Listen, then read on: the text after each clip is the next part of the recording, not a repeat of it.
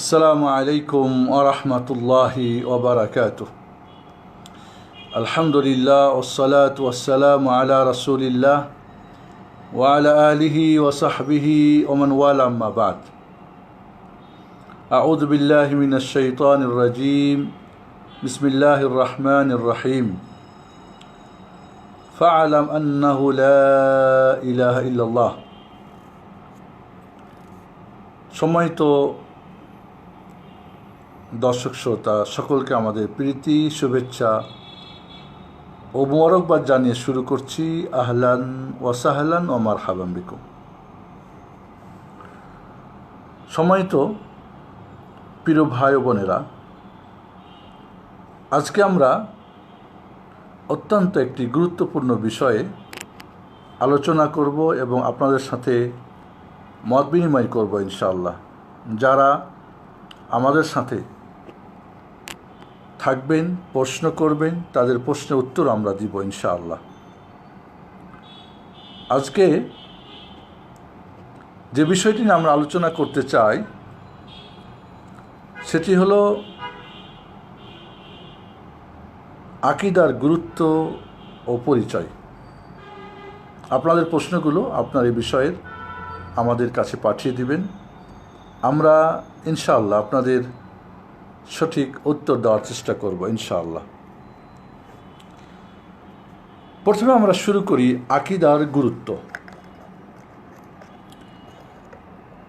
আমরা যদি ছোট্ট করে বোঝার চেষ্টা করি, একটা বিল্ডিং আমরা বানাবো, একটা ভবন বানাবো, আগে ডেকোরেশন না আগে ফাউন্ডেশন? নিঃসন্দেহে আগে ফাউন্ডেশন। একটা গাছ যদি লাগাই, গাছের গোড়াটাই তো মাটির নিচে রাখতে হয়। আসলে আকীদার বিষয়টা আমাদের কাছে গুরুত্ব না পাওয়ার কারণ হচ্ছে, এক নম্বরে আমরা এই বিষয়ে অভ্যস্ত না। আকীদা কী, কেন, এই বিষয়টা আমরা জানি না। অজানা জিনিস মানুষের কাছে কঠিন হয়।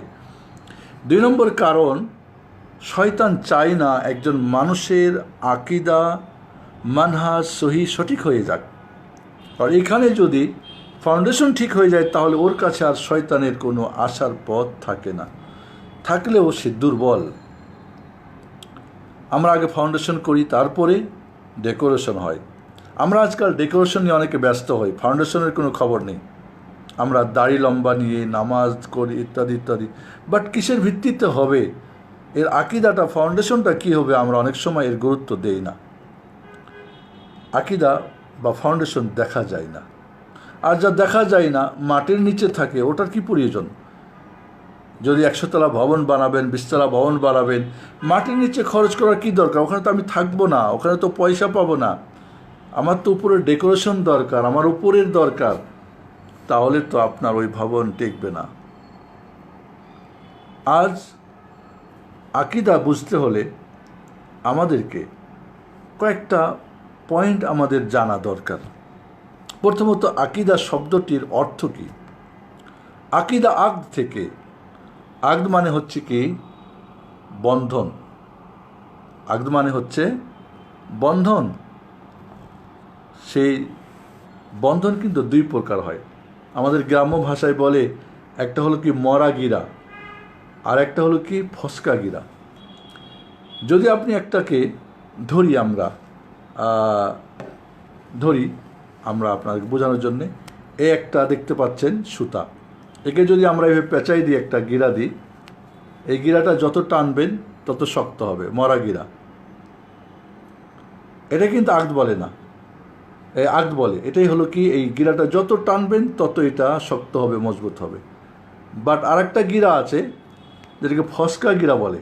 যেমন ধরেন, আমি গিরা দিচ্ছি, দেখেন এই গিরাটা যদি আপনি টান দেন দেখবেন আস্ত খুলে যাবে।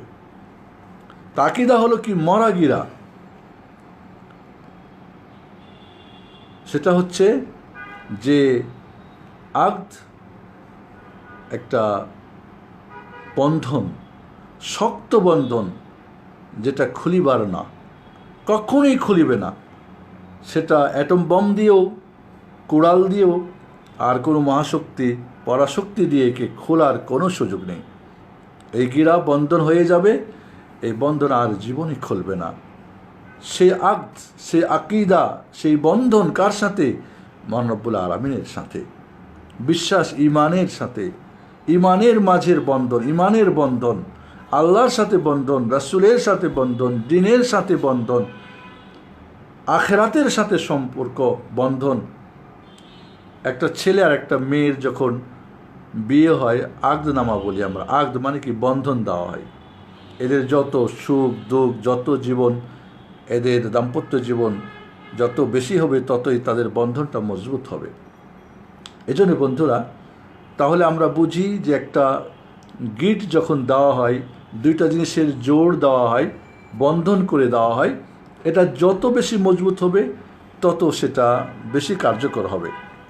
আল্লাহর সাথে আমাদের বন্ধন, ধরি আমরা একটা ঘোড়া, একটা হাতি, একটা গরু, একটা ছাগল, যে কোনো একটা পশু, আমরা যদি তাকে 10 হাত একটা দড়ি দিয়ে বেঁধে দিয়ে আমরা একটা খুঁটির সঙ্গে বেঁধে দিই, তাহলে ও কিন্তু এই 10 হাতের ভিতরেই ঘুরবে, এর বাইরে যেতে পারবে না। আমাদের আকীদা মানে কি? আমাদের একটা বন্ধন, একটা সীমারেখা, এর বাইরে যাওয়ার আর কোনো সুযোগ নেই, এর আগে পরে সামনে পিছনে হওয়ার সুযোগ নেই। এই জন্যে শরীয়তের পরিভাষায় আকদ বলা হয়, আকীদা বলা হয়, ওয়াল ঈমানুল জাযিম লা ইয়াতাতাররাকু ইলাইহি শাক ওয়ালা শাইবা ওয়ালা শুবহা। এমন একটা মজবুত ঈমানি বন্ধন যেখানে কোনো প্রকার সন্দেহ, কোনো প্রকার কপটতা, নেফাকি, কোনো প্রকার বাইরে একটা ভিতরে একটা, তা না। আমরা জানি দুবাইয়ের সেই উঁচুতল ভবন, একেবারে লাস্টের ইটটাও কিন্তু নিচের ইটটার সঙ্গে তার একটা সম্পর্ক। ওই যে বলে আমি অনেক ওপরে চলে গিয়েছি, আমার নিচের দরকার নাই, জানলা দরলা ভিতরের যত ডেকোরেশন আছে এগুলির বলে যে না ফাউন্ডেশন আমার সঙ্গে সম্পর্ক নেই, তো ধূলিসাৎ হয়ে যাবে, সে তছনছ হয়ে যাবে। অবশ্যই তাকে ফাউন্ডেশনের সাথে তার সম্পর্ক থাকতে হবে।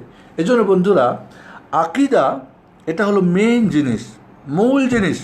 সমস্ত নবী রসুল তাদের দাওয়াতের শুরুটাই আকীদা দিয়ে, আমল দিয়ে না, আখলাক দিয়ে না, আদার্স বিষয় দিয়ে না। আগে ফাউন্ডেশন। একটা ঘর বানাতে যেমন ফাউন্ডেশন আগে, এরপরে ডেকোরেশন, ঠিক ইসলামী আকীদারও তাই, যে আপনার বন্ধনটা আল্লাহর সাথে, রাসূলের সাথে, আপনার বন্ধনটা মুমিন মুসলমানদের সাথে, আপনার বন্ধনটা ইবাদতের সাথে ইত্যাদি, এটা অত্যন্ত মজবুত হতে হবে। এখানে কোনো প্রকার নড়চড় করা যাবে না। এই জন্যে নবী রসুলগুন আলাইহিমুসসালাতু ওয়াসসালাম প্রথমে আকীদার দাওয়াত শুরু করেছেন।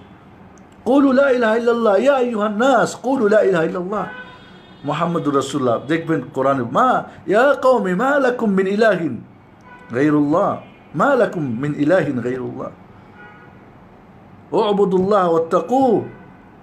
তাহলে সমস্ত নবী রসুল মা লাকুম মিন ইলাহিন গায়রুহ, আল্লাহ ছাড়া কোনো ইলাহ নেই, আকীদার কথাটাই আগে। লা ইলাহা ইল্লাল্লাহ। আল্লাহ নবী আলাইহিস সালাতু ওয়াস সালাম তাওহীদের আকীদার দাওয়াত শুরু করলেন। মক্কার কাফের মুশরিকরা বলল, এটা বাদ দিয়ে অন্য কিছু, তুমি নারী চাও সুন্দরী, নারীর টোপ দেওয়া হলো। তুমি গদি চাও, তোমাকে গদির টোপ দেওয়া হলো। তুমি অর্থকড়ি চাও, তোমাকে অর্থকড়ি টাকা পয়সা দেওয়া হবে। তুমি এই আকীদার কথা বাদ দাও, তাওহীদের কথা বাদ দাও, এই সমস্ত পরকাল আবার হবে, এই সমস্ত বাদ দাও। দেখা গেল যে আল্লাহ নবী আলাইহিস সালাতু ওয়াস সালাম বললেন, না, যদি এক হাতে সূর্যটা এনে দাও, এক হাতে যদি তোমরা চন্দ্রটা এনে দাও, তবে আমি অন্য কিছু চাই না, আমি নারী চাই না, আমি নারী লোভী নই। শয়তানের 3টা লোভনীয় টোপ, নারী, অর্থ এবং গদি, এই 3টি টোপ আজও দেওয়া হয়। ধর্মীয় ময়দানেও এই টোপগুলো কাজ করতেছে। এর মাধ্যমে মানুষ আকীদা থেকে বিচ্যুত হচ্ছে, আকীদা বাদ দিয়ে অন্য কিছুর দাওয়াত করতেছে। এজন্যে আজ দেখা যায় যে আকীদার বিষয়টা ডানে বামে রেখে দিয়ে ফাউন্ডেশন দেখা যায় না, মাটির নিচে, খরচ বেশি, সময় লাগে বেশি, এটার কোনো কাজে আসে না, এমনটা ভেবে একে অ্যাভয়েড করা হচ্ছে। কিন্তু আল্লাহ নবী যখনই কোথাও দাওয়াত আল্লাহ পাঠাতেন, মুআয বিন জাবালকে যখন পাঠালেন, যখন মুসআব ইবনে উমাইরকে মদিনায় পাঠালেন, ইয়ামানে পাঠালেন মুআয বিন জাবালকে, আবু মুসা, অন্যান্য সাহাবীদেরকে, আউয়ালু মা তাদউ ইলা কালিমাতিত তাওহীদ ইলা লা ইলাহা ইল্লাল্লাহ ইলা শাহাদাতি আল্লা ইলাহা ইল্লাল্লাহ। এই জন্য প্রথম ফাউন্ডেশন করতে হবে, প্রথম আকিদা ঠিক করতে হবে, সংশোধন করতে হবে। আকিদার সম্পর্ক গুরুত্ব দারুণ, কারণ আপনার এই আকিদায় নির্ভর করবে আপনার ইবাদত। এবাদত, করণীয় এবাদত আপনি করবেন কেন? আপনার আকিদার সঙ্গে সম্পর্ক, আল্লাহর সাথে, পরকালের সাথে, গায়েবী বিষয়ের সাথে, রসুলের সাথে, শাহাদাতানের সাথে, যেটা আমরা পরে পরিচয় বলবো। কারণ এর উপরে ভিত্তি করে আপনার ইবাদত ভালো আর মন্দ করবে। ভালো কাজ ছাড়া মন্দ কাজ, ভালো কাজ করা, মন্দ কাজ ছাড়া দুটোই ইবাদত। যখন একজনের আকিদা ঠিক হবে, সঠিক হবে, তখন সে ভালো কাজে অগ্রগামী হবে এবং পাপের কাজে পশ্চাৎগামী হবে।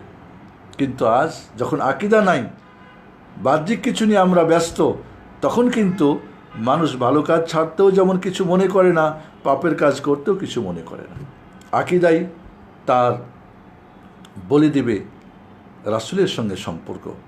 কারণ রাসূল সাল্লাল্লাহু আলাইহি সাল্লামের যদি আদর্শ পথ, তার মানহাজ, তার সুন্নত তরিকাই যদি না হয়, তাহলে আমল আল্লাহর কাছে গ্রহণযোগ্য না। আকিদাই বলে দিবে তার পরকালের সঙ্গে, পরকালের জয় পরাজয় এই আকিদার উপরই নির্ভর করবে। আকিদা সঠিক হয়, পরকালে চিরস্থায়ী জান্নাতি, আর না হয় অস্থায়ী জাহান্নামী। কিন্তু আকিদাই গণ্ডগোল থাকলে জান্নাত পাওয়ার কিন্তু কোনো সুযোগ নেই, জাহান্নাম থেকে মুক্ত পাওয়ার কোনো সুযোগ নেই। এই জন্য বন্ধুরা, আকিদার সম্পর্ক পরকালের সাথে। যার আকিদা যত বেশি মজবুত, পরকালমুখী হবে তার জিন্দেগিটা। যার আকিদা যত দুর্বল, দুনিয়ামুখী হবে, দুনিয়াকে অগ্রাধিকার দিবে। বাল তুসিরুন আল হায়াতাদ দুনিয়া, বাল তুসিরুন আল হায়াতাদ দুনিয়া ওয়াল আখিরাতু খায়রুন ওয়া আবকা মা ইনদাকুম ইয়ানফাদ ওয়া মা ইনদাল্লাহি বাক। তোমাদের কাছে যা শেষ হবে, আল্লাহর কাছে এটাই বাকি থাকবে। কাজেই আকিদা বলে দিবে আমার পরকালমুখী জীবন হবে। দিন ঠিক রেখে, আখিরাত ঠিক রেখে, জান্নাত ঠিক রেখে, আল্লাহকে ঠিক রেখে তারপর আমার দুনিয়া যতটুকু করা যায়। এই আকিদাই আপনাকে বলে দিবে যে সমস্ত গায়েবী জিনিস, মৃত্যুর পরে কবর, কবরের আযাব, ফিতনা, পরকাল, বলে পুনরুত্থান, আপনার মিজান, ফুলসিরাত, জান্নাত, জাহান্নাম, এই সব কিছু আকিদার বিষয়। এখানে যত মজবুত হবে, সে তত বেশি পরকালের আল্লাহ এই দিনের কাজগুলিকে সঠিকভাবে করার চেষ্টা করবে, নইলে সে ডানে বামে চলে যাবে। আকিদাই বলবে যে আমি আমার অন্য অন্য ভাই বোনদের সঙ্গে আমার সম্পর্ক কেমন হবে। কারণ আল ওয়ালা ওয়াল বারা, আল্লাহর হস্তে ভালোবাসা, আল্লাহর হস্তে ঘৃণা, এটা বলে দিবে আপনার আকিদার সবচেয়ে চূড়ান্ত মশালা। ইমাম ইবনে তাইমিয়া রাহমাতুল্লাহ আলাইহি বলেন, আকিদার বিষয়ের সর্বোচ্চ যে বিষয়টা, সেটা হচ্ছে কি? আল্লাহর হস্তে ভালোবাসা, আল্লাহর হস্তে ঘৃণা করা। আজ আকিদা যখন ঠিক নাই, দলের জন্যে, গ্রুপের জন্যে, দেশের জন্যে, ভাষার জন্যে, রঙের জন্যে, শেখের জন্যে, পীরের জন্যে, অমুকের জন্যে, তুমুকের জন্যে বিভিন্ন ভালোবাসা, কারণ তার আকিদাই গণ্ডগোল। এবং আকিদা ওয়ালা এবং বারা, এর হকিকতটা কি? যে বৈশ্বিক কোনো কারণে বাড়বে না, কমবে না। পূর্ণ মুমিন যদি হয়, পূর্ণ ভালোবাসতে হবে। কাফের হয়, পূর্ণ ঘৃণা করতে হবে। পাপ যতটুক ততটুক ঘৃণা করতে হবে, ভালো যতটুক ততটুক ভালোবাসতে হবে। এই যে তিনটা অবস্থা, মুমিন হলে পুরো ভালোবাসা, কাফের হলে পুরো ঘৃণা করা, মধ্যখানে হলে যতটুক ভালো ততটুক ভালোবাসা, যতটুক খারাপ করে ততটুক, পাপ করে ততটুক ঘৃণা করা। আজ নিজের দলের হলে 100% ভালোবাসা, অন্যের দল হলে 100% ঘৃণা, সে যেমনই হোক না কেন। তাহলে এটা কি? আকিদার ধস। এবং আকিদা ধ্বংসের যে কারণগুলো, 4টা কারণ, আকিদা ধ্বংসের যে 4টি কারণ, অজ্ঞতা। আজ মুসলিম সমাজে প্রচণ্ড অজ্ঞতা রয়েছে। 2 নম্বরে হলো মুসলিম সমাজের আকিদা ধ্বংসের কারণ হচ্ছে আপনার মানুষের বিবেক বুদ্ধিকে কোরআন সুন্নাহর উপর অগ্রাধিকার দেওয়া, এটা আকিদা ধ্বংসের কারণ। 3 নম্বরে অন্য অন্য ধর্মের আকিদাগুলো মিক্সড হয়ে যাওয়া। আজ ইহুদি, খ্রিস্টান, ইসলাম হিন্দু বৌদ্ধ নিয়ে সুফি ইজমের একটা জন্ম। এটা আকিদা হয়ে গেছে। আর কোরআন সুন্নাহর আকিদা বাদ দিয়ে যার যার, কেউ নকশাবন্দিয়া, কেউ চিস্তিয়া, কেউ মাতুরিদিয়া, কেউ মুরজিয়া, কেউ আশারিয়া, কেউ খারেজিয়া, কেউ শিয়া, রাফিজিয়া, আজ বিভিন্ন আকিদায় বিভক্ত। কারণ আকিদা মূল জায়গায় গণ্ডগোল। একটা বিল্ডিং যদি 100 তলা ভবন হয়, তাহলে ফাউন্ডেশন থাকলে সোজা উঠবে, ফাউন্ডেশন না থাকলে ডানে বামে যাওয়াই স্বাভাবিক। ফাউন্ডেশন যখন নাই, তখনই সে ডানে এবং বামে চলে যাচ্ছে, সে তার মূল লক্ষ্য থেকে ডানে বামে চলে যাচ্ছে। আকিদাই বলে দিবে যে একজন মুসলিমের সঙ্গে আমার সম্পর্ক কী হবে, একজন কাফেরের সঙ্গে আমার সম্পর্ক কী হবে। আমার আকিদাই আমাকে আমার জীবনের লক্ষ্য স্থির, আমার এইম, আমার এই জীবনের সৃষ্টি কেন, আমার কেন সৃষ্টি করা হয়েছে, আমি কোথায় যাব, কার কাছে যাব, আমার লক্ষ্য উদ্দেশ্য কী ইত্যাদি সব কিছু আকিদাই মানুষকে সুন্দর করে দেখে দিতে পারে। আকিদাই গণ্ডগোল থাকলে কোনোভাবেই সম্ভব না, তার এসব এলোমেলো হয়ে যাবে। আকিদাই যেমন এবাদাতের সঙ্গে সম্পর্ক, আকিদা আপনার আখলাক চরিত্রের সঙ্গে সম্পর্ক, আকিদার সম্পর্ক আপনার মুআমালাতের সাথে, লেনদেন ইত্যাদি, আকিদার সম্পর্ক আপনার লাইফ স্টাইলের সাথে, আপনার আখিরাতমুখী লাইফ স্টাইল বানাতে পারে আকিদা বিশুদ্ধ থাকলে। আপনার ইবাদত সঠিক হবে আকিদা বিশুদ্ধ থাকলে, আপনার আখলাক সঠিক হবে, চরিত্র আল্লাহর সাথে, নিজের সাথে, মানুষের সাথে যে আখলাক, সেটা আপনার এই আকিদা ঠিক থাকলেই হবে। আপনি দেখেন জাহিলিয়াতের বর্বর যুগের মানুষগুলো আকিদা সংশোধনের যখন কাজ করলেন মুহাম্মদুর রাসূলুল্লাহ সাল্লাল্লাহু আলাইহি সাল্লাম, যারা জীবন্ত কন্যা সন্তানকে হত্যা করত, তারা ওই কন্যাকে বাঁচানোর জন্য নিজের জীবন দেওয়া শুরু করলো। যারা অন্যের লুটে নিত, তারা নিজের সমস্ত মালকে অন্যের জন্য দেওয়া উৎসর্গ করার জন্যে ওয়ায়ুসিরুনা আলা আনফুসিহিম ওয়ালাউ কানা বিহিম খাসাসা। আপনি দেখেন আকিদা যখন ঠিক হয়েছে, সঠিক হয়েছে, তখন আমরা দেখতে পাই যে বেলালের মতো মানুষকে কত প্রহার, কত অন্যায়, অবিচার, জুলুম, কিন্তু তাকে তার সঠিক লক্ষ্য স্থির থেকে এক চুল সরাতে পারে নাই। সুমাইয়াকে হত্যা করেছে, সরে যায় নাই। আম্মার ইয়াসির রাদিয়াল্লাহু আনহু 2 পায়ে 2 ঘোড়া বেঁধে 2 দিকে চালিয়ে দিয়েছে, 2 খণ্ড হয়েছে, কিন্তু সঠিক থেকে বেঠিকে যাওয়ার কোনো সুযোগ নেই। আকিদা যখন ঠিক হয়েছে, খাব্বাব এবং খোবাইবের ইতিহাস পড়েন। খাব্বাবকে যখন খাব্বাব রাদিয়াল্লাহু আনহুকে আগুন দিয়ে জ্বালিয়ে তাকে দিন থেকে সরাতে চেয়েছে, কিন্তু সরাতে পারে নাই। চামড়া পুড়েছে, গোস্ত পুড়েছে, হাড্ডি পুড়েছে, তারপরে সে মরে নাই। যখন আকিদা ঠিক রয়েছে, তখন কিন্তু দেখা গেছে যে ওমর কি বলে আবু বকর রাদিয়াল্লাহু তাআলা আনহু তার সমস্ত সম্পদ আল্লাহর রাহে খরচ করে দিয়েছে। খাদিজা সব কিছু দিয়েছে রাদিয়াল্লাহু আনহা। আমরা আকিদা যখন সঠিক থাকে, তখন দেখেন আলী রাদিয়াল্লাহু তাআলা আনহু কি কঠিন এক মুহূর্তে রাসূলের বিছানায় শুয়ে গেলেন হিজরতের রাত্রিতে। কারণ সে জানে আমার জীবন মরণ উপর আল্লাহর হাতে, আমার ফয়সালা ওইখান থেকে হয়, নিচে কোথা থেকে ফয়সালা হয় না। যখন আকিদা ঠিক থাকে, টেনশন মুক্ত জীবন হয়। আকিদা যখন ঠিক থাকে, তার জীবনে কোনো সুখ, খেয়েও যে সুখী, দুঃখেও সে সুখী, খেয়েও সুখী, না খেয়েও সুখী, অনেক কিছু থাকলেও সে সুখী, আর নিঃস্ব হলেও সুখী। আকিদা ঠিক হলে সোহাইব রুমিকে বলে, কাফেররা বলল তোমার সমস্ত সম্পদ দিয়ে দাও, তাহলে তোমার মদিনার রাস্তা ছেড়ে দেব।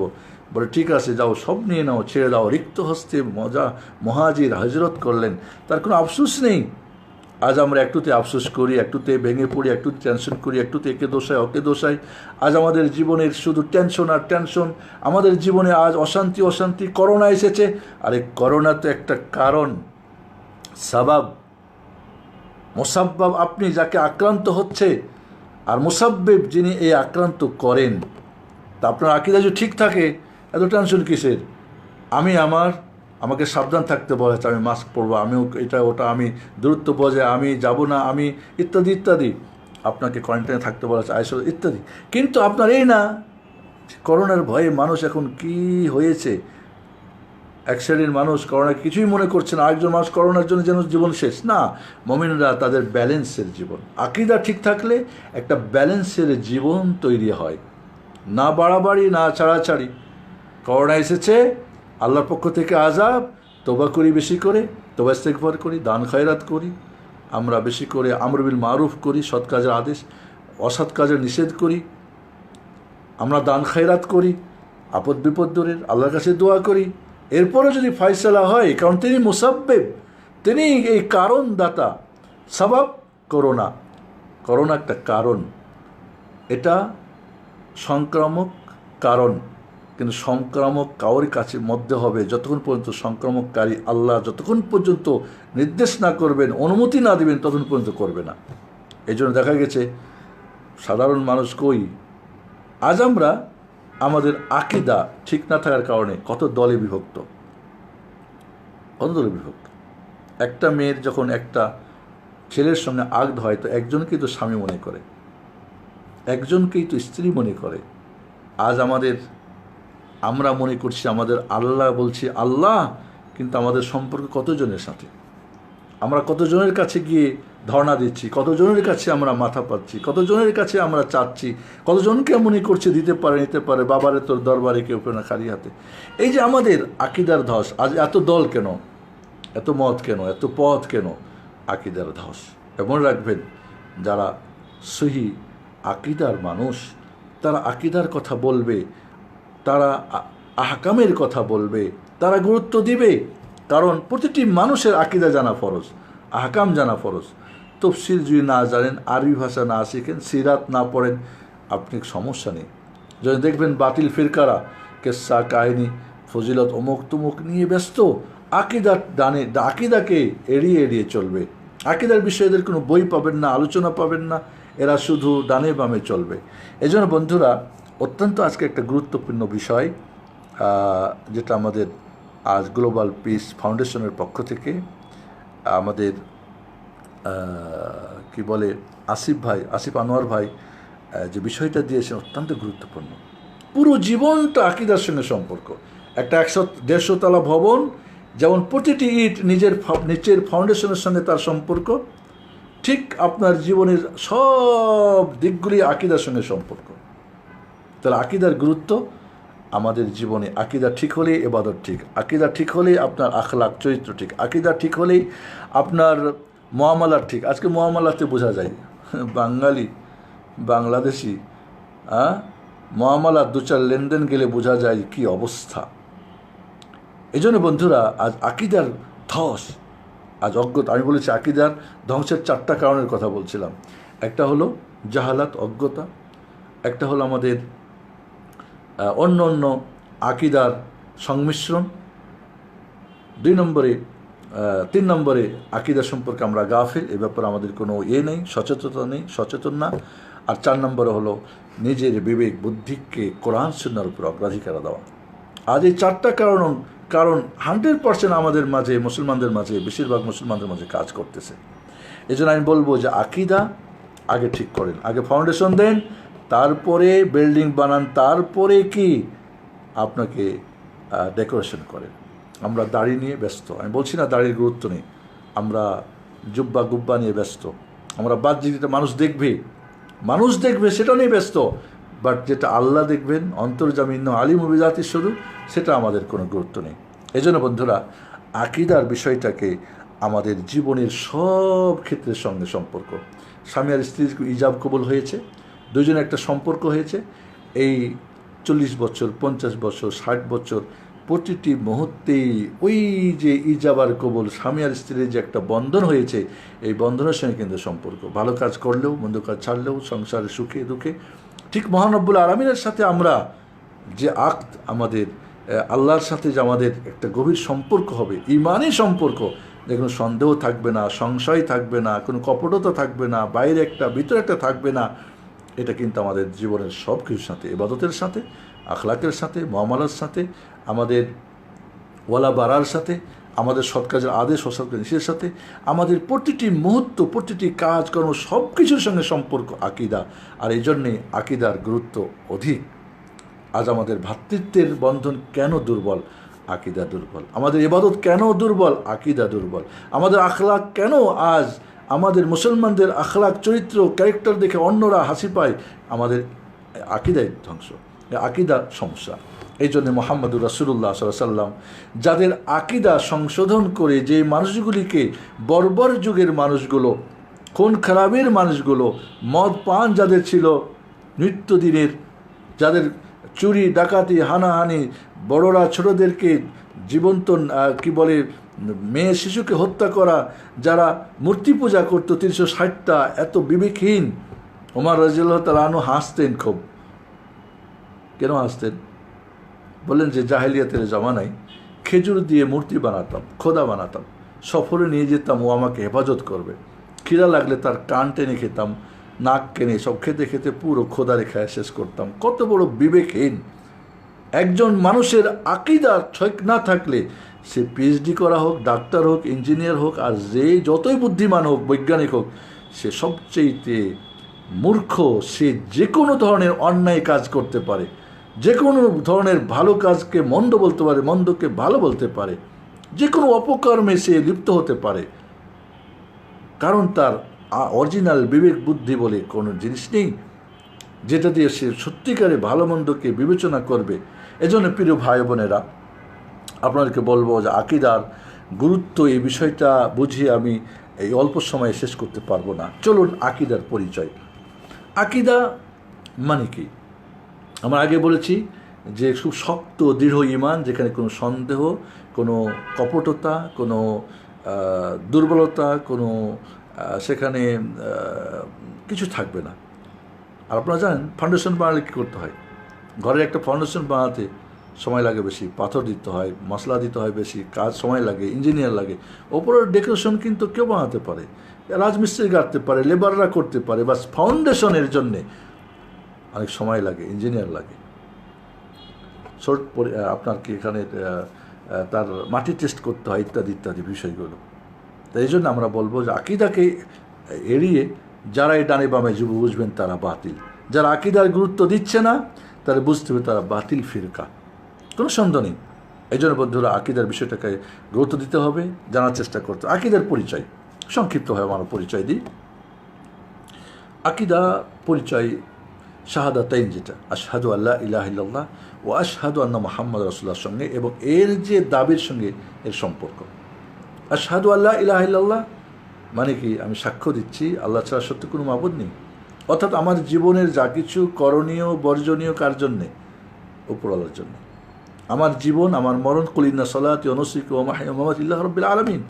আমার জীবনের সব সেক্টর উপরওয়ালা কীভাবে চাই, চাই করলাম, চাই না ছাড়লাম। এই হলো আকিদার সম্পর্ক। আজ আমরা করি কি? তিনি যা চান তা ছাড়ি, তিনি যা চাই না তা করি। এর মানে কি আকিদা ঠিক আছে? ঠিক নেই।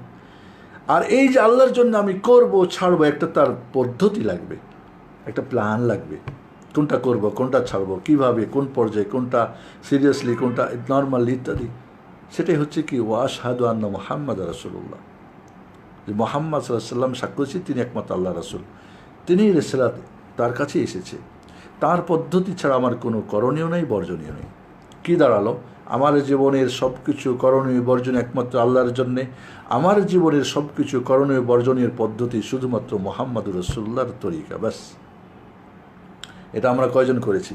আজ হুজুরির তরিকা, খানকা তরিকা, মাযহাবির তরিকা, কত তরিকা। এটা বলে মুরজিয়ার তরিকা, এটা হলো কি নকশাবন্দির তরিকা, এটা হলো কি অমুক তমুক। আজ আমাদের কোথায় আকিদা ঠিক থাকলো? তাহলে মূল জায়গাতেই গণ্ডগোল, তাহলে সব জায়গাতে গণ্ডগোল থাকবে। ফাউন্ডেশন যদি নড়বড় হয়, উপরে সব নড়বড় হবে। এটাই হলো নিয়ম।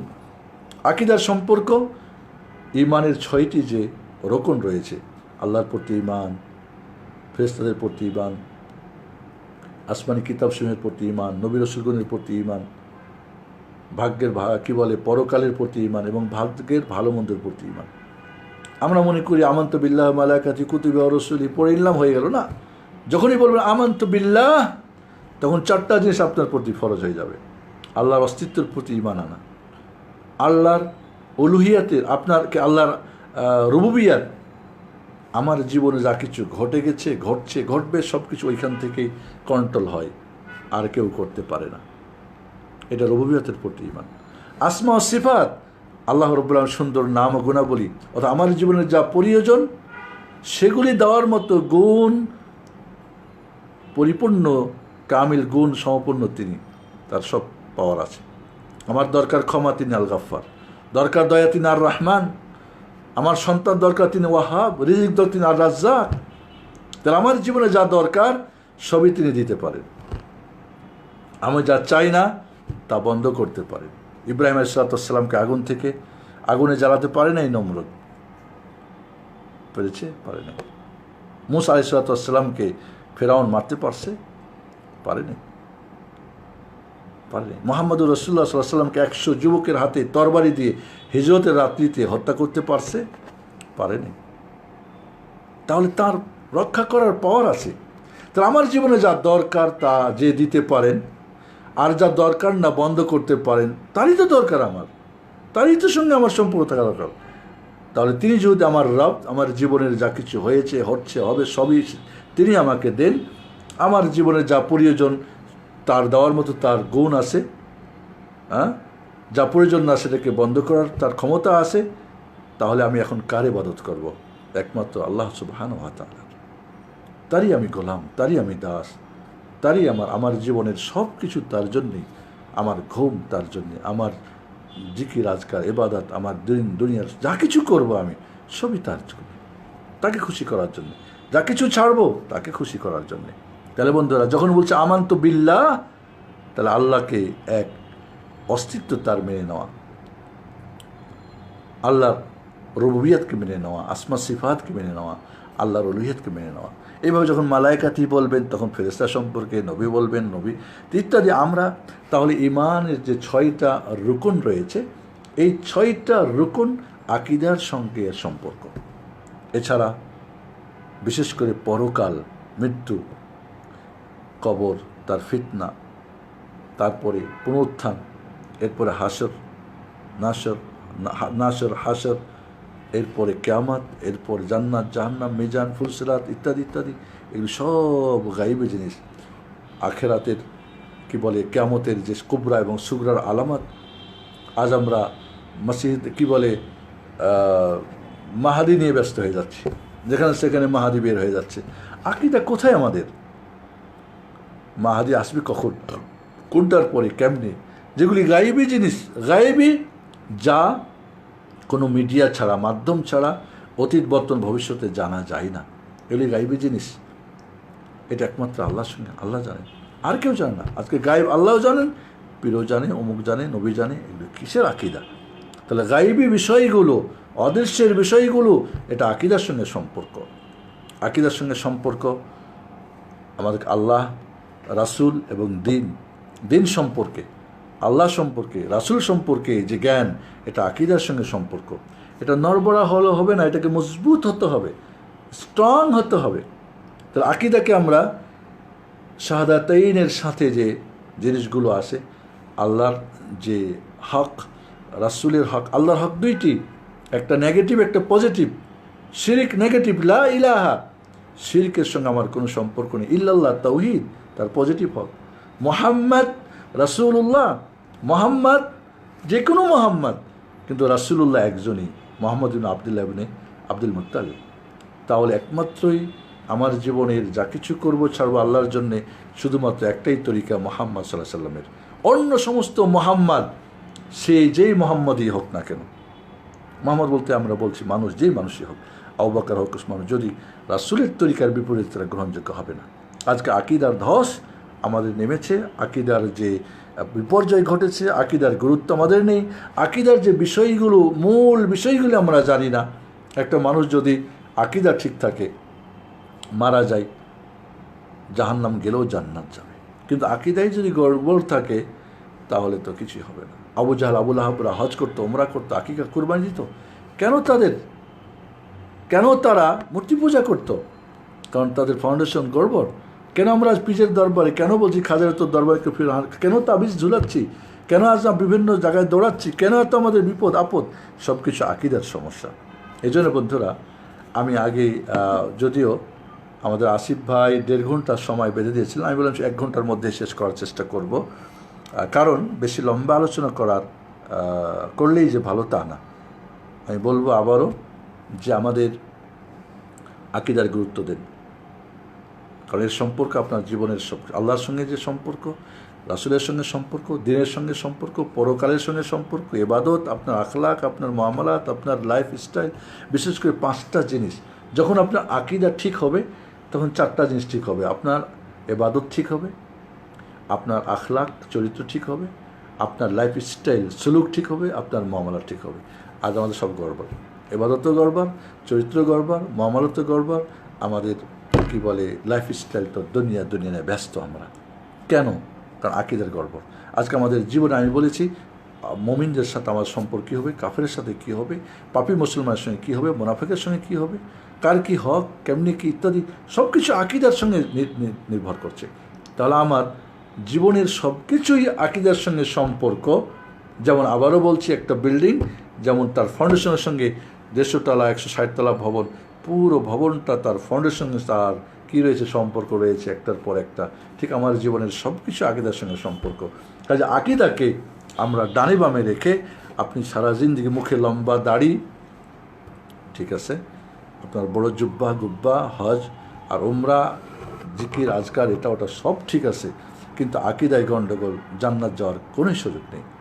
আপনার আখলাক কখনোই ভালো হবে না, আপনার মুআমালাত কখনোই ঠিক হবে না, আপনার লাইফ স্টাইল আখিরাতমুখী হবেই না, আপনার জীবনের টেনশনই ভরা থাকবে, আপনার পরকালের বিষয়কে আপনি গুরুত্ব দিবেনই না, আপনি ভালো কাজ করতে পারবেন না, মন্দ কাজ ছাড়তে পারবেন না, আপনি সম্পর্কে সব জায়গাতেই গণ্ডগোল, সব জায়গাতেই গণ্ডগোল হবে। আশা করি, জানি না আসিফ ভাই কতটুক চেয়েছিল আমার কাছে, আমি সংক্ষিপ্ত আলোচনা করাই পছন্দ করি। আশা করি যে আকীদার গুরুত্ব এবং আকীদার যে পরিচয়, মানে এর পরিধিটা, এটাকে আমাদের চেষ্টা করতে হবে, আমাদেরকে জানার চেষ্টা করতে হবে এবং সেই অনুযায়ী আমাদের জীবন চলার চেষ্টা করতে হবে। ফাউন্ডেশন হয়ে গেলে আপনি রাজমিস্ত্রিকে দিয়ে দেবেন, লেবার দিয়ে কাজ করবে, ইঞ্জিনিয়ারের খুব একটা প্রয়োজন হবে না। আজ আকীদা যখন দিই নাই, তখন আমরা সারা জীবন শেষ করলাম কিন্তু কোনো কিছু পাচ্ছি বলে মনে হচ্ছে না। মহান রব্বুল আলামিন তুমি আমাদের আকীদাকে গুরুত্ব দেওয়ার এবং ফাউন্ডেশনকে সঠিকভাবে করা, এরপরে আমাদের ইবাদত, এরপরে সব কিছু করার তুমি তৌফিক দান করো।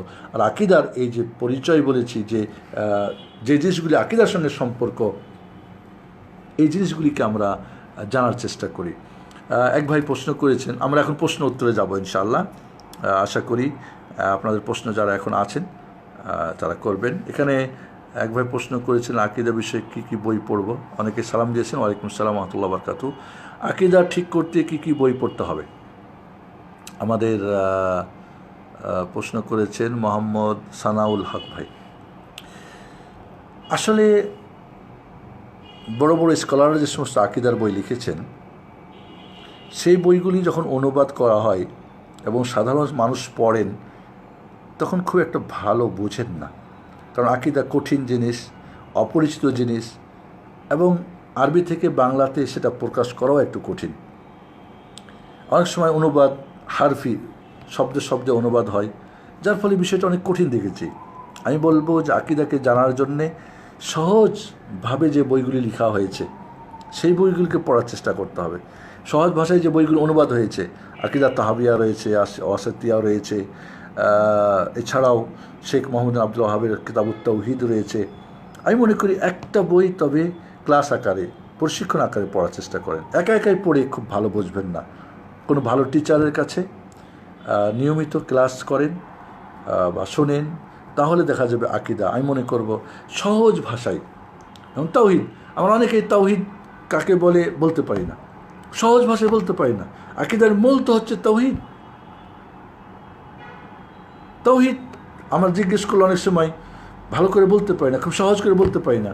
আমি এই জন্যে আমার একটা বই লিখেছি আমি, তাওহীদ ও তার উপকারিতা, আরেকটা হলো শিরক ও তার উপকারিতা। ইনশাআল্লাহ আরও 2টা বই হচ্ছে, সুন্নত তার উপকারিতা এবং বিদআত তার উপকারিতা। এই 4টার সম্পর্ক আকীদার সঙ্গে, কারণ 2টা হক আল্লাহর, একটা পজিটিভ একটা নেগেটিভ, আর একটা রাসূলের 2টা হক, একটা নেগেটিভ পজিটিভ, 4টা আকীদার বিষয়। সহজ করে তাওহীদ কি?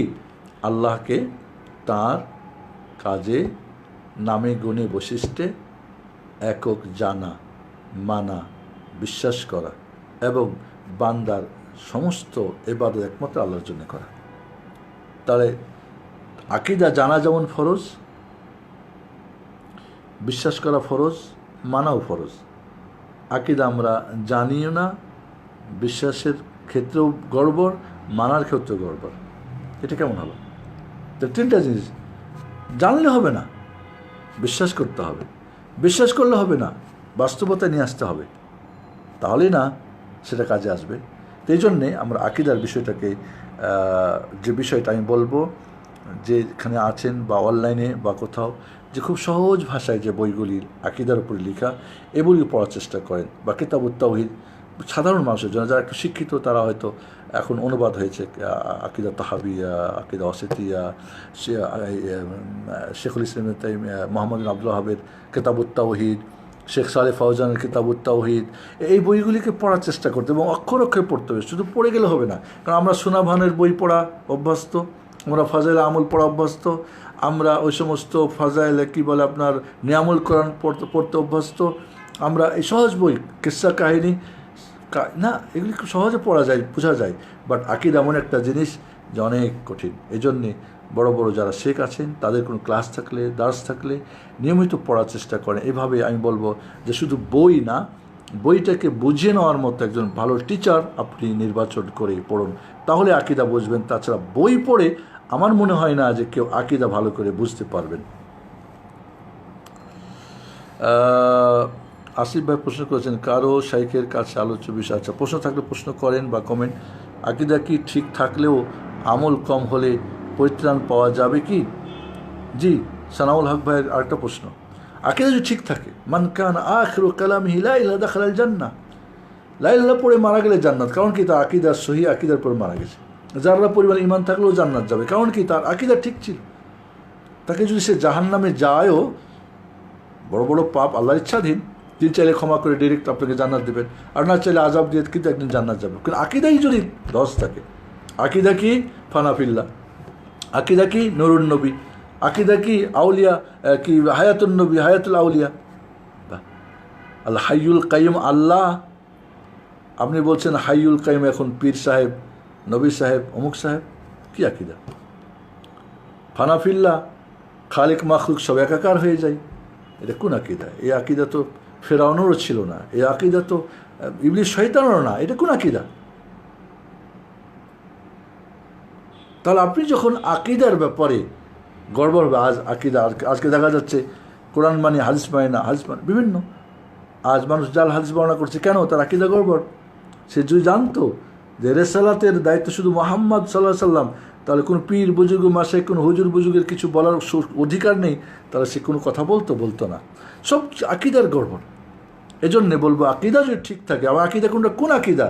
যে আকীদা ফেরেশতাদের আকীদা, যে আকীদা সমস্ত নবী রাসূলের আকীদা, যে আকীদা মুহাম্মদুর রাসূলুল্লাহ সাল্লাল্লাহু আলাইহি ওয়াসাল্লাম আকীদা, যে আকীদা সাহাবায়ে কেরাম আজমাইন রাদিয়াল্লাহু আনহুম তার আকীদা, তাবিঈনদের আকীদা, তাবিঈনদের আকীদা, আইম্মায়ে কেরাম, ইমাম আযম আবু হানিফা রাহমাতুল্লাহ আকীদা। আজ আমরা হানাফি দাবি করি, ইমাম আযম আবু হানিফা রাহমাতুল্লাহ আলাইহি আল ফিকহুল আকবার আকীদার বই আমাদের ঘরে নেই, আমরা পড়ি না, জানি না তার আকীদা কি, আমাদের আকীদা কি। ইমাম তাহাবি হানাফি মাযহাবের একজন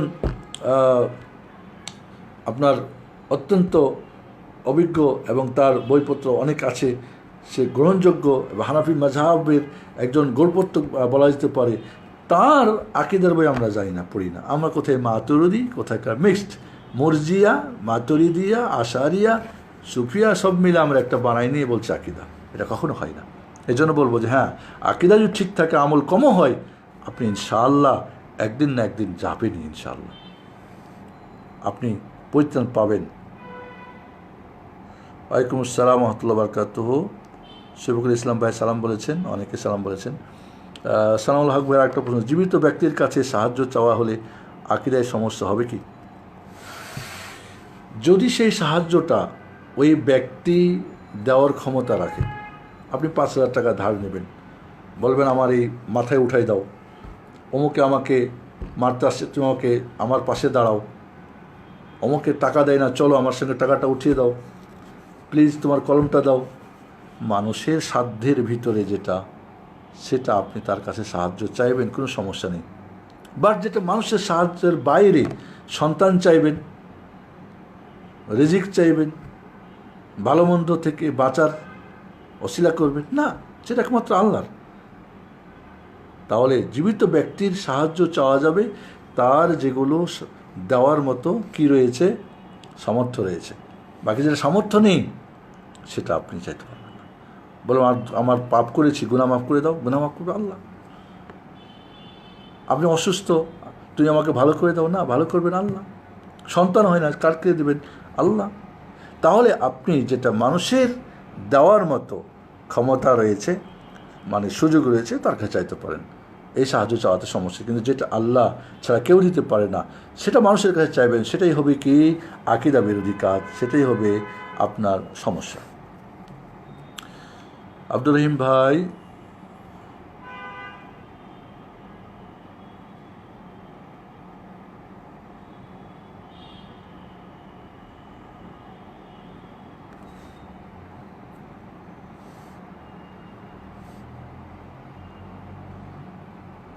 সাফি মোহাম্মদ রহমতুল্লাহ, আলাইকুম আসসালাম রহমতুল্লাহ বরকাত। আল্লাহ তাআলা কি নিরাকার? নিরাকার বলতে কি বুঝি? এটা দুইটা অর্থ হতে পারে। নিরাকার মানে আল্লাহ কোনো মখলুকাতের আকারের মতো তার আকার না, আল্লাহর সৃষ্টি জগতের আকারের মতো তার কোনো আকার না। নিঃসন্দেহে এটা সঠিক কথা। আল্লাহ তার কোনো সৃষ্টি, ফেরেশতা, মানুষ, জিন ইত্যাদি ইত্যাদি কোনো লাইসা কামিসলি সেই, তাহলে আল্লাহ কোনো সৃষ্টির আকারে তার আকারটা না, এটা ঠিক। নিরাকার বলতে যে এটা আমরা বুঝাই তাহলে ওকে। কিন্তু নিরাকার মানে আল্লাহর নিজেরই কোনো আকার নেই, আল্লাহর নিজেরই কোনো আকার নেই, এটা নিঃসন্দেহে এটা কুফরি।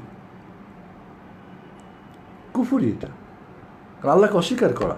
ওই যে বলেছিলাম আমানতু বিল্লাহ বলে 4টা জিনিস ফরজ হয়, আল্লাহর অস্তিত্বকে মেনে নেওয়া। তো কী মানলেন? আল্লাহ দেখেন, কী দিয়ে দেখেন? আল্লাহ শোনেন, কী দিয়ে শোনেন?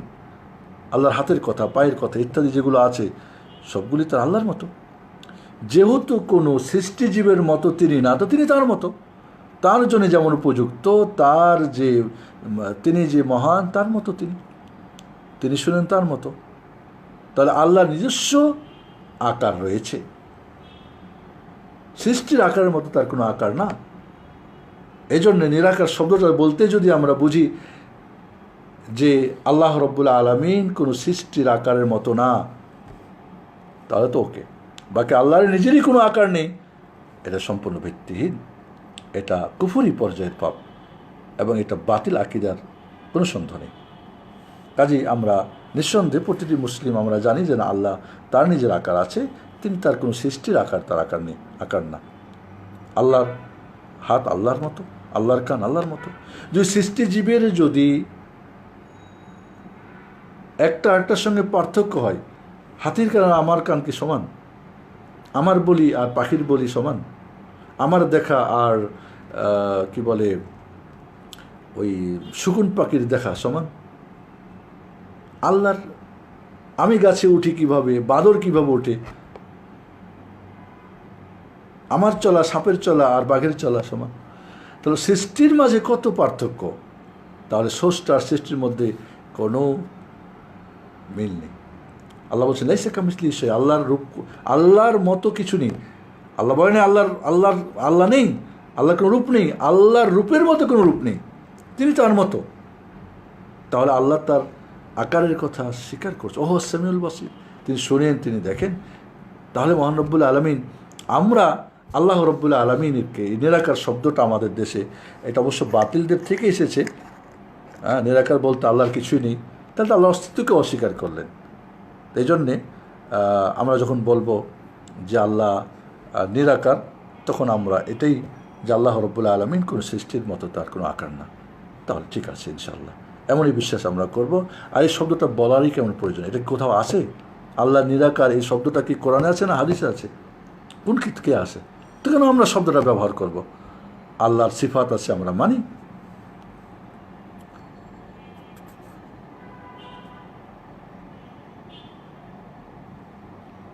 সানাউল হক ভাই আরেকটি প্রশ্ন, মাযহাবের তরিকা রাসূলের তরিকা মানব না পীর সাহেবের তরিকা মানব? হ্যাঁ, নিঃসন্দেহে আপনি একটা 10তলা ভবন বানাবেন, আপনার ইঞ্জিনিয়ার আপনাকে প্ল্যান করে দিল, আপনি কন্ট্রাক্টর, আমি সাইফুদ্দিন বেলাল কন্ট্রাক্টর আমাকে দিয়ে দিলেন। আমি আপনার এই বাড়িটা এখন আপনার ইঞ্জিনিয়ারের প্ল্যানে বানাবো না আমার ইঞ্জিনিয়ারের প্ল্যানে বানাবো? আমার ইঞ্জিনিয়ারের প্ল্যানে বানালে আপনি কি সেটা মেনে নেবেন? নেবেন না, ঠিক না? নেবেন না যখন, তো আমার কি আপনি পারিশ্রমিক দেবেন, নাকি উল্টা ড্যামারেজ রড সিমেন্ট যা গেছে সব কিছু এবং হাত করে দিয়ে জাহান্নামে দেবেন, কী বলে জেলখানায় দেবেন? তো আল্লাহ রব্বুল আলামিন তার কাজ তার ইঞ্জিনিয়ার মুহাম্মদ সাল্লাল্লাহু আলাইহি ওয়াসাল্লাম দিয়ে তিনি প্ল্যানিং দিয়েছেন। তার ইঞ্জিনিয়ার বাদ দিয়ে আপনি পীর ইঞ্জিনিয়ার, মৌলবি ইঞ্জিনিয়ার, মোল্লা ইঞ্জিনিয়ার, মাযহাব ইঞ্জিনিয়ার, কেমনি এটা হয়? কেমন হয় এটা? এটা কি হয়? ম্যাপ আঁকছে একটা ম্যাপ, এবং আমি বলি যে আপনার মহান রব্বুল আলামিনের কাজের প্ল্যানিংয়ের যে ম্যাপ, এই ম্যাপটা করেছেন কারা? এই ম্যাপের ইঞ্জিনিয়ার কারা? 1,24,000 নবী রাসূল।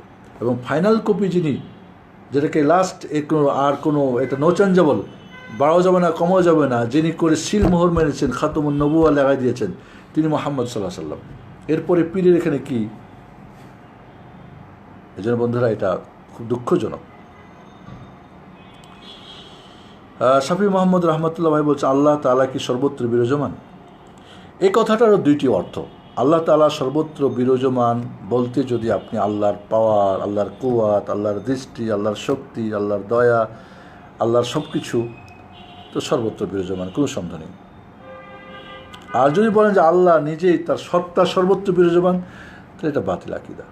আর রহমান আরশে ইস্তাওয়া, আল্লাহ আরশে আজিমের উপরে আছে। আমরা দোয়া করি হাত উপরে কেন? যদি আল্লাহ সর্বত্রই থাকবে, তো কেন মক্কা থেকে রাসূলকে নিয়ে যেতে হবে মেরাজে? প্রয়োজন নেই। তাহলে আল্লাহ সর্বত্র বিরাজমান বলতে যদি বলি যে আল্লাহর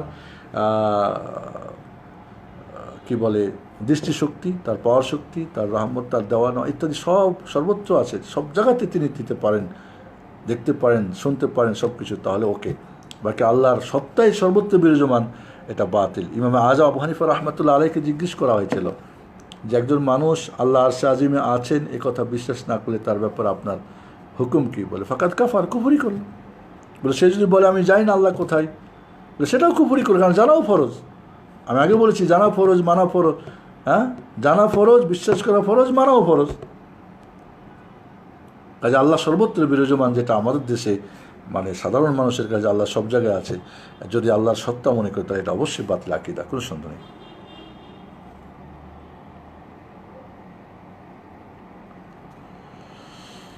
রাইনা সুলতানা আপু জানতে চেয়েছেন, শেখ সহি আকীদার মুসলিম বুঝতে আমার কি নিজেকে আহলে হাদিস বা সালাফি পরিচয় দিব নাকি সহি আকীদার মুসলিম বললে হবে? আমরা কিন্তু সবাই মুসলিম। যখন বাতিলের মোকাবেলা আসবে তখন নাম পরিচয়। আপনারা খুব সহজ বোঝেন, অরিজিনাল লেখে কখন? আরবিতে লেখা আসলি, যখন ডুপ্লিকেট বাজারে আসে, ঠিক না? যদি অরিজিনালি সব থাকে তখন, যদি আসল জিনিস থাকে তখন কিন্তু আসল লেখার প্রয়োজন হয় না, মেড ইন জাপান লেখলে যথেষ্ট। অরিজিনাল মেড ইন জাপান কখন? যখন ডুপ্লিকেট বাজারে আসে। তা আপনি মুসলিম, ওকে, এখন ও মুসলিম কিন্তু বাতিল, তাহলে আপনি বলুন হক মুসলিম। ও বলছে আমি মুসলিম রাফেজি, তা আপনি বলেন না আমি সুন্নি শিয়া। ও বলছে না আমি মুসলিম চিস্তিয়া, আপনি বলেন না আমি সিরাতে মুসলিম, আমি সালাফিয়া। ও বলছে আমি আসহাবুর রায়, আমি রায় মানি, এই ইমাম বলছে ওই ইমাম বলছে, না আমি হাদিস মানি, কোরআন সুন্নাহ মানি। তাহলে বাতিলের মোকাবেলায় সহিটা লাগাতে হয়। তাই যেখানে আপনার পরিচয় মুসলিম বললেই চলবে, সমস্যা নেই, অন্য কিছু বলার দরকার নেই। আলহাজ বলতে এমন কোনো জরুরি না, সালাফি বলতে এমন কোনো জরুরি না। কিন্তু যখন খালাফিরা আসবে, খালফি পরবর্তীরা বলবে আমরাই ঠিক, বলো না আমি আপনাদের মানি না, আমি সালাফিদের মানি, অর্থাৎ সালাফকে অনুসরণ করি, সাহাবাদেরকে করি, তাদের আকিদা, তাদের আমল, তাদের আমি চলি, তোমাদের আমি করি না। তাদের সঙ্গে মিলিয়ে দেখবো, মিললে ভালো, নাহলে বাদ। বাকি তারাও যদি হয় একই, তো কে দরকার আপনার সেখানে? সবাই যদি ফার্স্ট ক্লাস হয়, কি বলে, সবাই যদি কি বলে অরিজিনাল হয়, তো অরিজিনাল লেখার আর প্রয়োজনই নেই, ঠিক না? যদি দেখা যায় যে কোনো একজন বাবার অবৈধ সন্তান আছে বা একজন মার অবৈধ সন্তান আছে, তখন তার বৈধ সন্তান বলবে আমি অমুক বাবার ছেলে, কারণ জানে যে সন্দেহ করবে মানুষ, ও একটু আগেও বাচ্চা কাচ্চা হয়েছিল বিয়ে ছাড়াই, তো এটা ওইটা না কোনটা, তখন বলবে না আমার বাবা অমুক। তাহলে বিষয়টা হচ্ছে যে বাতিলের মোকাবেলায়, এবং এটাকে অনেকে লেবেল মনে করে, লেবেল না, এটা আমলের নাম। সালাফি বলেন আহলে হাদিস, কোরআন সুন্নাহর অনুসারী, কোরআন এবং হাদিসের অনুসারী। অনুসরণ করবেন না নামে, ওটা লেবেল তো না। সালাফি, সালাফদের অনুসরণকারী, সালাফদের অনুসরণ করে না, নাম সালাফি, আগে বা পরে কোনো ফায়দা নেই। এই জন্য বলবো যখন প্রয়োজন হবে তখনই বাতিলের মোকাবেলায় সবাই মুসলিম ছিলেন, কেউ আনসার, কেউ মহাজির, প্রথম, ঠিক না? আনসার সাহাবি, কি বলে মহাজির সাহাবি, এরপরে মুসলিম। যখন আসলো কি আহলুর রায়, তখন যখন আসলো আহলুর রায়, তখন আহলুল হাদিস, বাতিলের মোকাবেলায় হক আসলো। যখন আসলো কি আহলুল বিদাত ওয়াল ফুরকা, তখন আহলুস সুন্নাত ওয়াল জামাত। বেদাত বানায় আর দল বানায়, কই না আমরা সুন্নাহ এবং জামাত। যখনই খালফি আসবে খালাফি, তখন সালাফি। যখন আসাবুর রায়, তখন আহলুল হাদিস। তো এইভাবে বাতিলের মোকাবেলায় হক নামটা তখন দেওয়া প্রয়োজন। বাকি নর্মালি আপনি আহলে হাদিস আহলে হাদিস করে চিল্লাবেন, হাদিস মানেন না, বোঝেন না, তো এটা অন্যায় হবে, মিথ্যা হবে।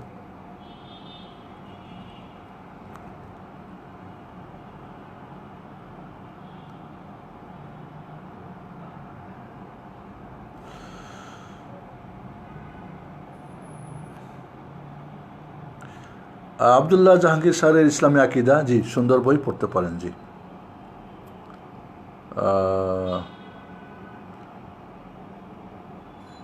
রাইনা সুলতানা আপুর আরেকটা প্রশ্ন, শেখ, যার পীর নাই তার পীর শয়তান, এই কথার ব্যাখ্যা দিবেন প্লিজ।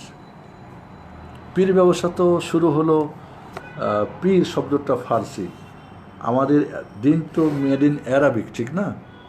তাহলে ফার্সি দিয়ে আমরা কোথায় কী করবো? ফার্সি মানে ডালমে কুচকালা হয়। এই পীর সিস্টেমটা আসলে ইরান থেকে। তার আগের মুসলিমরা, সাহাবা ইকরামদের যুগে পীর ছিল। ইমাম আবু হানিফার পীরের নাম কি বলেন? বলবেন উনিই পীর, তো তার মুরিদদের নাম কি? তাহলে যার পীর নাই তার পীর শয়তান, যার পীর আছে সেও শয়তান হতে পারে, যার পীর নাই সেও শয়তান হতে পারে। কাজে এটা কথা, এটা অত্যন্ত বাতিল কথা। এই ধরনের কথা আমাদের সমাজে প্রচলিত আছে পীর মুরিদি ব্যবসা করার জন্যে। এটা থেকে আমাদেরকে আল্লাহ যেন হেফাজত করেন।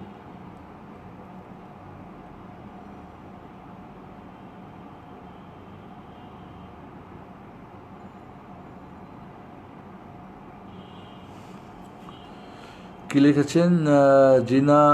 জেনারেল লাইনের এর জিয়েরা কি আকিদা নিয়ে বক্তব্য দিতে পারবেন? জি, আমি ডাক্তার না, কিন্তু ডাক্তারি কোনো একটা বিষয় ডাক্তার দিয়েছেন, আমি পড়েছি, বুঝে একজনকে বলতে পারি। জি, জেনারেল লাইনে যারা পড়েছেন আকিদা নিয়ে আলোচনা করবেন, যেটুকু বুঝবেন সেটুকু আলোচনা করবেন, জানাবেন মানুষকে।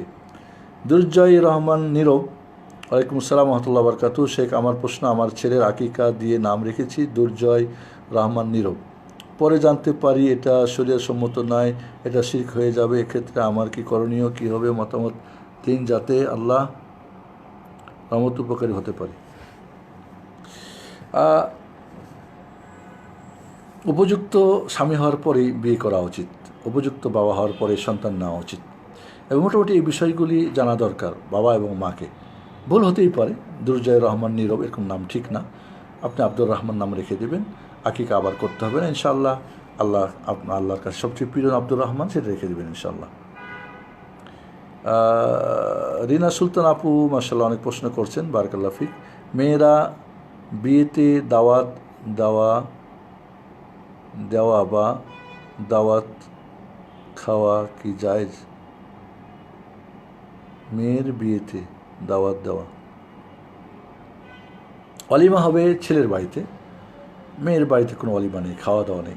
যারা হয়তো মোহর করার জন্য যাবে 2-4-5 জন, যতদূর সম্ভব তারা খাওয়াবে।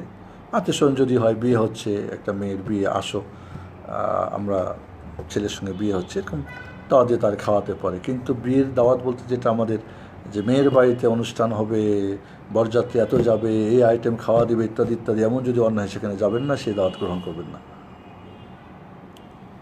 যদি সেখানে গিয়ে সেটা বোঝাতে পারেন যে এগুলো ঠিক না, মেয়েদের বাড়িতে ধরনের অনুষ্ঠান করা, এগুলি হিন্দুদের থেকে এসেছে, যেহেতু হিন্দুরা মিরাজ পাবে না তাই একবারে খাওয়া দাওয়া করে শেষ করে দাও, না, এরকমটা না। আমাদের মেয়েরা তারা মিরাজ পাবে এবং তাদের মিরাজ দিতে হবে। তবে যারা বরপক্ষ, নিয়ম তো হলো বরপক্ষ অলিমা অনুষ্ঠান করবে, সেখানে মেয়ের পক্ষ মেয়েকে সাজিয়ে নিয়ে গিয়ে সেখানে গিয়ে তারাও দুই পক্ষের খেয়ে দিয়ে চলে আসবে, এটা হলো নিয়ম যতদূর সম্ভব। কিন্তু আমরা মেয়ের ওপরে চাপিয়ে দিয়ে, এটা বড় অন্যায়, আর এই অন্যায় কাজে অংশগ্রহণ করা ঠিক হবে না। আজকাল এমনও হচ্ছে যে ছেলে মেয়ের বাড়িতে অর্থ টাকা দিচ্ছে অনুষ্ঠান করার জন্যে। সবচেয়ে ভালো দুইজন হয়তো সহযোগিতা করতে পারেন, ছেলেকে সহযোগিতা করতে পারেন অলিমার ক্ষেত্রে, যে আমি দিলাম অলিমা করো, সেখানে ছেলেমেয়েরা উভয় পক্ষ গিয়ে খাবে, এটা হতে পারে, তবে ডিমান্ড হিসাবে না। কাউসার আলী ওয়ালাইকুম আসসালাম রহমতুল্লাহ বরকাতুহু। শেখ, মুসলিমদের বিভক্ত হওয়ার কারণগুলি কী কী? প্রথমে বলবো আকিদা ঠিক না থাকা। আজকে আলোচনার সঙ্গে বলবো একটাই পয়েন্ট, প্রথম পয়েন্ট, আকিদা ঠিক না থাকা। যদি ফাউন্ডেশন থাকে তাহলে ওই এক ফাউন্ডেশনে একটাই ভবন হবে। ফাউন্ডেশন যেহেতু ভিন্ন ভিন্ন ভবন, যার যার ফাউন্ডেশন তার ভবন গড়েছে। ইসলামের যে ফাউন্ডেশন, সেই ফাউন্ডেশন নাই, তাই যার যার ফাউন্ডেশন হয়েছে। আমি যদি আমার ইঞ্জিনিয়ারদের ফাউন্ডেশন দিই, এর উপরেই আমার ভবনটা উঠবে, ঠিক আছে। আর যদি ফাউন্ডেশন না দিয়ে থাকি, যার যার ফাউন্ডেশনে চলবে, যার যার মতো করে বানাবে, তাহলে তো একাধিক বিল্ডিং হবে, ঠিক না? আর একটাও কার্যকর হবে না, একটাও শক্ত হবে না, মজবুত হবে না। এই জন্য সবাই গড়বড় হয়ে, সব দুর্বল হয়ে বসে আছে। আমি বলবো আকিদার সঠিক না থাকার কারণে বিভক্তির মূল কারণ, এবং বাতিল আকিদার চর্চা করার জন্য। একটি প্রশ্ন হচ্ছে, ইউটিউবের কিছু বক্তা আছেন যেমন মিজানুর রহমান আজহারি, নোমান আলী খান, তামিম আল্লাদানি, কাজী ইত্যাদি, ওনাদের কি আকিদা সঠিক? ওনাদের বক্তব্য কি শোনা যাবে? যদি আপনি পার্থক্য করতে পারেন, ভালো মন্দ শুনবেন, পার্থক্য না করতে পারলে শুনবেন না। আরেকটি প্রশ্ন এসেছে, শেখ, অনেকের জেনারেল শিক্ষিত ছেলে আজকাল দাওয়াতি কাজ করছে, হয়ে গেল।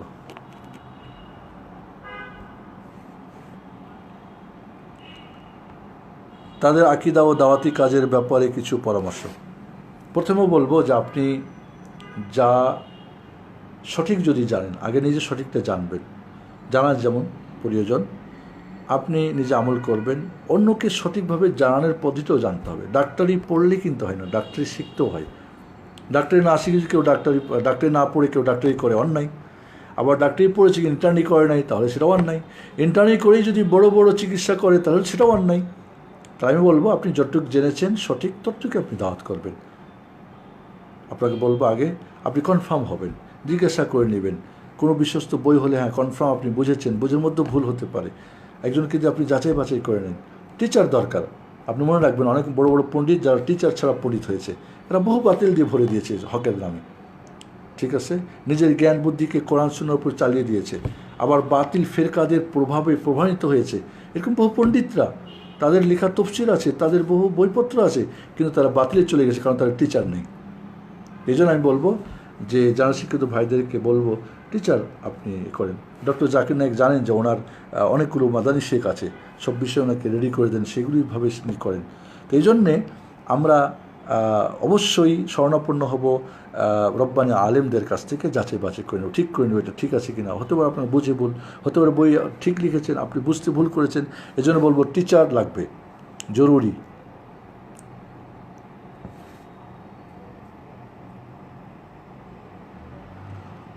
দুর্জয় রহমান নীরব, আপনার প্রশ্নের উত্তর দিয়েছি ভাইয়া।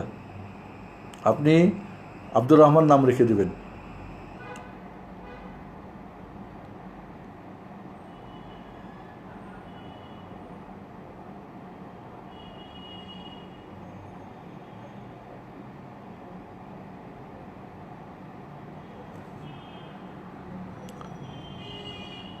নারীরা কি পর্দার সহিত ইউটিউবের বক্তব্য ছাড়তে পারে? না, এটা ফিতনা। নারীদের কণ্ঠ লুকিয়ে রাখার জিনিস না, এটাকে আমরা যেটা কি বলি আওরাত বলি না, তবে ফিতনা, কাজেই এটা দেওয়া যাবে না। নারীরা নারীর মহরে বক্তব্য রাখতে পারে, আর যেহেতু এটা নারী পুরুষ সবাই দেখবে, এটা ফিতনা হবে, সেই জন্য এটা দেওয়া যাবে না। আকীদা বিষয়ে আলোচনা কোরআন ও হাদিসের কোথায় আলোচনা রয়েছে দলিল সহ জানাবেন। হাকিকুল ইসলাম। পুরো কোরআন আকীদার বিষয়, সমস্ত সুন্নাহ আকীদার বিষয়। কাজে আপনি কী জানতে চাচ্ছেন? আপনি কি কোরআন পড়েছেন? কোরআন বোঝেন? কোরআন যদি বোঝেন তাহলে প্রশ্ন করবেন না এরকম, হাদিস যদি বোঝেন তাহলে করবেন না। রাসূলের পুরো জীবনেই মানুষকে আকীদা শিখিয়ে এরপরে আদার্স কাজগুলি করিয়েছেন। কাজে পুরো আকীদা আপনি বিসমিল্লাহ রহমান রাহিম পড়বেন কী জন্যে? প্রতিটি আয়াত, প্রতিটি হাদিস, প্রতিটি বিষয় দেখবেন এগুলি আকীদার সঙ্গে সম্পর্ক রয়েছে, যদি আপনি গভীরভাবে বোঝার চেষ্টা করেন। কারণ একটা আরেকটার সঙ্গে আপনার ইবাদত, আপনি যাই বলেন জীবনে সব কিছুকে আকীদায় গিয়ে ঠেকবে। কাজে আপনি যেটাই পড়বেন, আপনি হালাল খাবেন, হারাম খাবেন না, কেন কেন খাবেন আপনি? হালাল হারাম তো এটা আহকাম।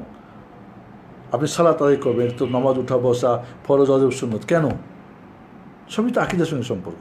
কাজে পুরো কোরআনই তো আকীদা, আপনি আর দলিল চাচ্ছেন মানে?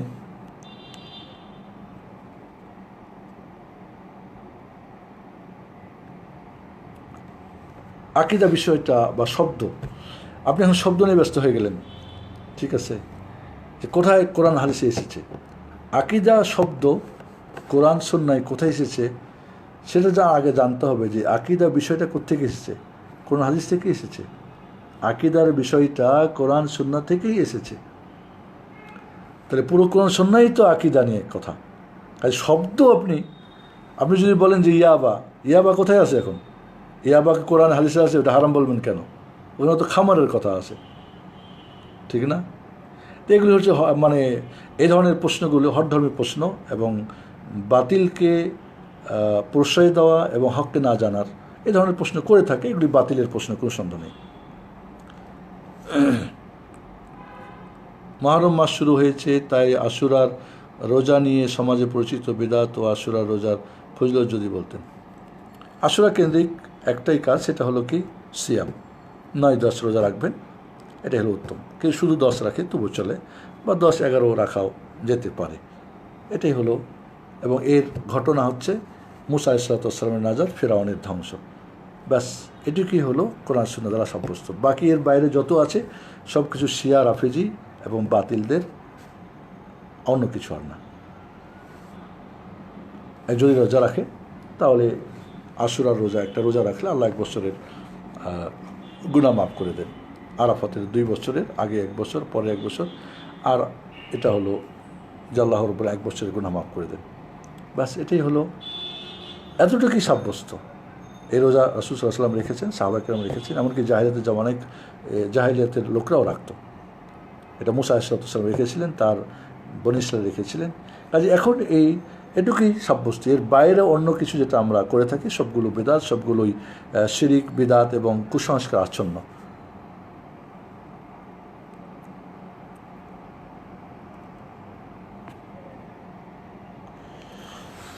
আর রহমান আর রাহিমের দুটো নামের অর্থ এক, তাহলে রহমান রহিম কেন এসেছে আয়াতে যদি বলেন। সে এখানে আর রহমান আর রাহিমের ওলামারা কিছু পার্থক্য করেছেন অর্থ দিক থেকে।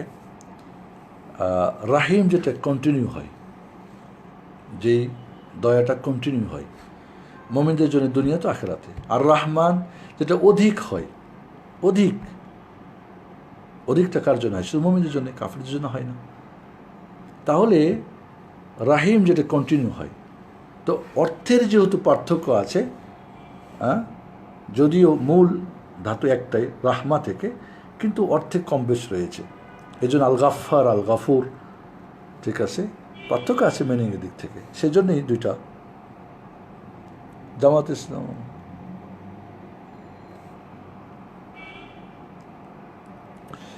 ইসলাম ও মাওলানা মওদুদীর আকীদা সম্পর্কে একজন জানতে চেয়েছেন। এই বিষয়ে অনেক বই লেখা হয়েছে, আপনারা পড়েন ইনশাআল্লাহ।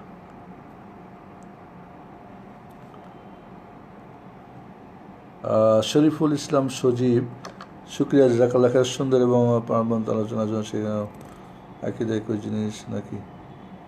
শেখ, ইমান এবং আকিদা একই জিনিস নাকি এদের মধ্যে কোনো পার্থক্য রয়েছে?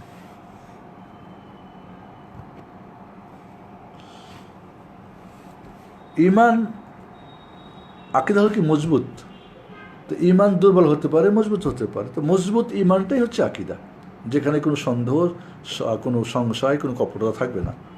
কাজে আকদ বা আকিদা মজবুত জিনিস। তো মজবুত ইমান, ইমান আকিদার সঙ্গে সম্পর্ক, আর আকিদা ইমানের সঙ্গে সম্পর্ক। কাজে এটার মধ্যে এমন কোনো পার্থক্য নেই। তবে ইমানের চূড়ান্ত যে অবস্থা সেটাই আকিদা, আমরা বলবো মজবুত যে অবস্থা সেটাই আকিদা। শিয়া সুন্নি, রাফেজি, খারেজি, মোতাজিলা সম্পর্কে একটু, এটা সম্ভব না।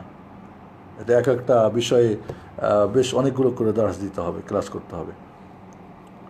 এসকে নাজিমুল, ওয়ালাইকুম আসসালাম ওয়া বারাকাতুহু। সাধারণ মানুষ ইলম অর্জন করতে প্রথমে কি বই পড়ব? আমরা বলবো যে প্রথমে আপনাকে কোরআন পড়া শিখতে হবে। আপনার সঙ্গে যে সম্পৃক্ত বিষয়গুলো দৈনন্দিন, সেটা আপনার আগে জানতে হবে। আপনার উজু আছে, নামাজ আছে, পবিত্রতা আছে, এটা দৈনন্দিনের প্রয়োজন। আপনি যখনই ব্যবসা ক্ষেত্রে যাবেন তখন আপনাকে ব্যবসা নীতি জানতে হবে। আপনি রাজনীতি করলে রাজনীতি জানতে হবে। আপনি হজ করলে হজ জানতে হবে। তো যখন যেটা আপনার প্রয়োজন, বিশেষ করে প্রথমে জানতে হবে আপনার যে সমস্ত নিত্য প্রয়োজনীয় বই, বিশেষ করে প্রথমে আকিদা জানতে হবে। আকিদা এবং আহকাম জানতে হবে, এটা সবচেয়ে জরুরি। আকিদা এবং আহকাম, আকিদার ভিত্তিতে আপনি ইবাদত করবেন, ইবাদতের আহকামগুলি জানতে হবে, এটা সবচেয়ে। এবং আপনার সঙ্গে যতটুকু সম্পর্ক, বাসের সঙ্গে সম্পর্ক, আপনার কাজের সঙ্গে সম্পর্ক, সেইগুলি আপনার আগে জানা। কারণ একটা হলো কি ইলম, যেটা ফরজে কিফায়া, একটা ফরজে আইন। ফরজে আইন যেটা, সেটাকে আপনি প্রথম শেখা শুরু করবেন। ফরজে কিফায়া যদি অন্য কেউ থাকে আপনার জরুরি না। আমার মনে হয় সময়ও আমাদের প্রায় অনেক হয়ে গেছে, আর কারো প্রশ্ন নেই। আমরা কি শেষ করতে পারি? আসিফ ভাই,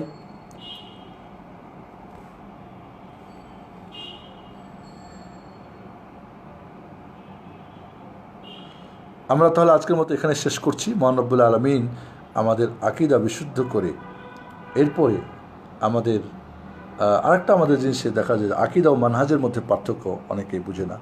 আকিদা হচ্ছে একটা খাস জিনিস, যেটা ইমানের সঙ্গে সম্পর্ক। আর মানহাজ আম সবার সঙ্গে। আকিদাতেও মানহাজ আসবে, ইবাদতেও মানহাজ আসবে, মুআমালাতেও মানহাজ আসবে। অর্থাৎ রাসূলের যে আদর্শ, যে মানহাজ দেওয়া পথ, সেইটাকে আমাদের সব জায়গায় আকিদাতেও আসবে। কোরআন সুন্নাহর যে বিষয়টা আমাদের আকিদাতেও আসবে, আখলাকেও আসবে, মুআমালাতেও আসবে, সব কিছুতে আসবে। তাহলে মানহাজটা আম জিনিস, আর আকিদা হলো খাস জিনিস। তো আমরা আজকের মতো এখানে শেষ করছি। আল্লাহ রাব্বুল আলামিন তুমি আমাদেরকে, প্রতিটি মুসলিমকে আকিদা বিশুদ্ধ করে এরপরেই তার বাকি জীবনের আমল করা তুমি তৌফিক দান করবে। আল্লাহ, তুমি আমাদের আজকের আলোচনার থেকে আমরা নিজেরা বা অন্যরা যেন উপকৃত হই, সে তৌফিক দান করবে। আজকে আমাদের গ্লোবাল পিস ফাউন্ডেশনের পক্ষ থেকে আসিফ আনোয়ার আহমেদ ভাই যে সুযোগ করে দিয়েছেন আমাদেরকে, সেজন্য তাকে বিশেষভাবে ধন্যবাদ জানাচ্ছি, শুকরিয়া করছি। এবং আপনাদের যারা সাথে ছিলেন এতক্ষণ, এবং এরপরও যারা শুনবেন, বাকি আমরা বলবো যে এই আলোচনা নিয়ে বা পক্ষে বিপক্ষে ঝগড়া ফাসাদ, দল মত হতে পারে। আপনার আলোচনা আমার সাথে আপনি একমত না, সেজন্য আপনার সঙ্গে আমার কোনো ঝগড়া করার কিছু নেই, আপনার সঙ্গে আমার ঘৃণা নেই।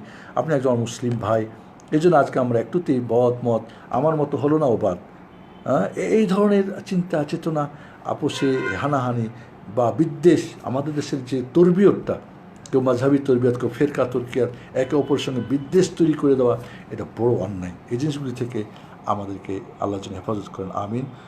আসসালামু আলাইকুম ওয়া রাহমাতুল্লাহি ওয়া বারাকাতুহু। জাযাকুমুল্লাহু খাইরান ওয়া বারাকাল্লাহু ফীকুম। সুবহানাকাল্লাহুম্মা ওয়া বিহামদিকা আশহাদু আল্লা ইলাহা ইল্লা আনতা আস্তাগফিরুকা ওয়া আতুবু ইলাইক। জাযাকুমুল্লাহু খাইরান ওয়া বারাকাল্লাহু ফীকুম। আবারও বলছি, আল্লাহ আমাদের সবাইকে ভালো রাখুন, সুন্দর রাখুন। আমরা সঠিক দিন শিখে সঠিক আমল করি, সঠিক অন্যকে জানাই এবং আমল করার চেষ্টা করি। তিনটি কাজ আমাদের করতে হবে: সঠিক জানি, নিজে আমল করি, অন্যকে সঠিক জানি এবং আমল করি। তাহলে আনআমতা আলাইহিম সিরাতুল মুস্তাকিমের প্রতিখবর। নইলে জানবেন, সঠিক করবেন না, করতে দিবেন না, বা না জেনে করবেন, তাহলে বাতিল মাগদুব আলাইহিম দলিল গ্রুপে চলে যাব। নাউজুবিল্লাহ। আল্লাহ যেন আমাদের হেফাজত করেন, আমিন। আসসালামু আলাইকুম ওয়া রাহমাতুল্লাহি ওয়া বারাকাতুহু।